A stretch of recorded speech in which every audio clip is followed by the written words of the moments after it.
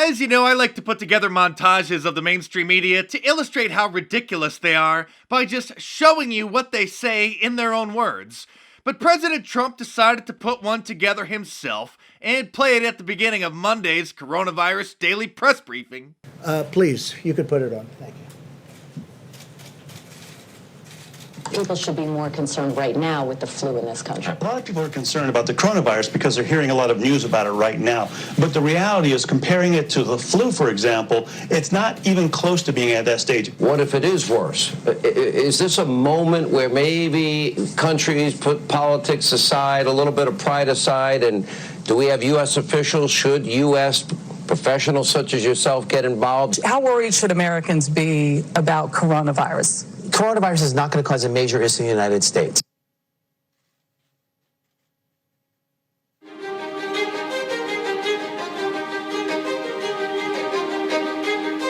Well, we've asked them to accelerate whatever they're doing in terms of a vaccine.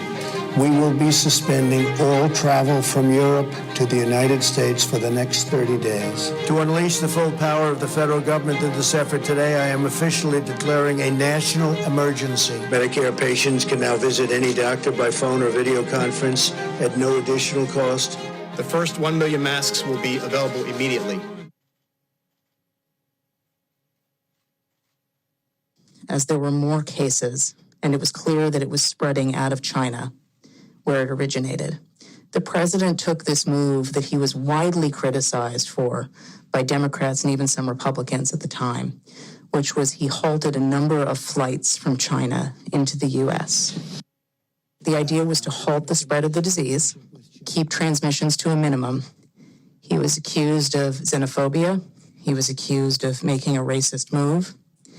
At the end of the day, it was probably effective because it did actually take a pretty aggressive measure against the spread of the virus.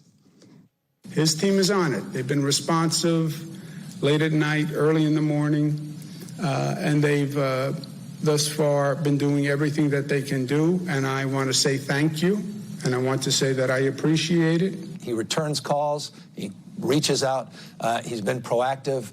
We got that Mercy ship down here in Los Angeles. That was directly because he sent it down here. 2,000 medical units came to the state of California, these FMS, these field medical stations, and that's been very, very helpful. The president has been outstanding through all this. The vice president's been outstanding. Members of the coronavirus task force, very responsive. We had asked if we could have, New Jersey could have access to a piece of the beds that are on the USNS Comfort, and the president came back, called me a short few minutes before I walked in here to say indeed they would grant that to New Jersey. So that's a big step for us in addition to all the other capacity. That news is literally hot off the press, and I thank the president and vice president who are on the call together. President Trump approved Arizona's request for a presidential major disaster declaration. I want to thank the president for a quick turnaround. We requested this on a Wednesday, and we had approval by Saturday morning. And we are grateful to the administration for their continued support and responsiveness. So we could give you hundreds of clips like that from governors, including Democratic, or Democrat as I call them, governors, which is actually the correct term. We could give you hundreds of clips just like that. We have them. We didn't want this to go on too long, but I just want to say... Look at this poor guy sitting in the front row. He just can't believe that the president just made them eat their own words. Halfway through the video, both CNN and MSNBC dropped the feed to immediately start complaining about it. Of course, they couldn't wait till the press conference was over. They literally dropped the feed halfway through President Trump's montage. We are going to avoid airing any more of this White House briefing. What we just saw, I want to be very clear with viewers, was a video the White House put out which suggests they are spending their precious time right now making videos that defend the president's record and tenure rather than There's plenty more to come in this video, so stay tuned, but real quick, subscribe to my channel if you're new here, because if this is your first time watching one of my videos, it's obvious this is the coolest channel on all of YouTube, and you'll want to check back here on a regular basis. Later, when the clips they didn't want their audience to see were done playing, CNN did return to the press briefing, only to go completely insane with the chyrons, or the lower thirds, the captions down on the bottom of the screen. Angry Trump turns press briefing into propaganda session. Trump uses task force briefing to try and rewrite history on coronavirus response. Trump melts down in angry response to reports he ignored virus warnings. Angry Trump uses propaganda video produced by government employees at taxpayers' expense. Orange Man bad.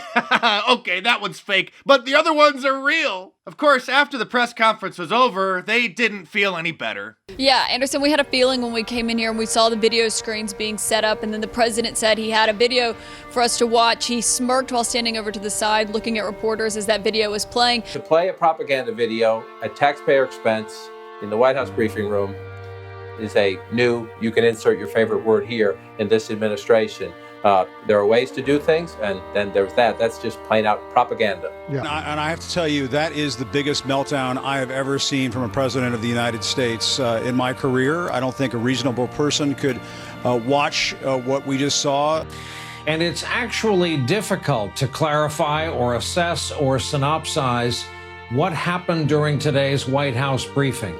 We're not going to show it to you because it's full of deceptive editing and taking statements out of context, and is clearly designed to tout his administration's response and rewrite history of it. Dr. Fauci made the mistake over the weekend of doing an interview on CNN, so at Monday's press briefing, he had to come up to the podium to clarify the fake news that they were spreading because of it. In hindsight, CNN is literally attacking the president for not shutting the entire country down when there were 0 confirmed cases of coronavirus in the United States. Had you shut the entire country down on New Year's Day, Mr. President, all of this could have been avoided. Let's not forget when the president first banned travel from Chinese nationalists into the United States back in January, he was called xenophobic by the Democrats. This is all documented because we have so much fake news. I like to document things. On January 11th, we have 0 cases in the United States. 0. We don't have any cases. So there are no cases reported that we know of. This is January 11th. The CDC issued a level 1 travel notice for health, while there were still no confirmed cases. So we had 0 cases. People want me to act. I'm supposed to close down the economy, the greatest economy in the history of the world, and we don't have 1 case confirmed in the United States. That's January 11th. On January 17th, the CDC began implementing public health entry screenings at 3 major U.S. airports that received the greatest volume of passengers from Wuhan at my instructions. There was not a single case of the coronavirus in the United States. So on January 17th, there wasn't a case, and the fake news is saying, oh, he didn't act fast enough. Well, you remember what happened. Because when I did act, I was criticized by Nancy Pelosi, by Sleepy Joe Biden. I was criticized by everybody. In fact, I was called xenophobic. On January 21st, okay, still early, there was 1 case of the virus. At that time, we called it the Wuhan virus, right? Wuhan. There was 1 case in the whole United States. We had 1 case. This is all documented. 1 case in the whole United States. 1 case.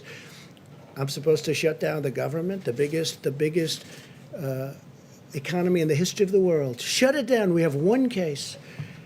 January 31st, not 1 person has died, and I issued a travel restriction from China. Think of it. So nobody died, and I issued. You can't get earlier than that.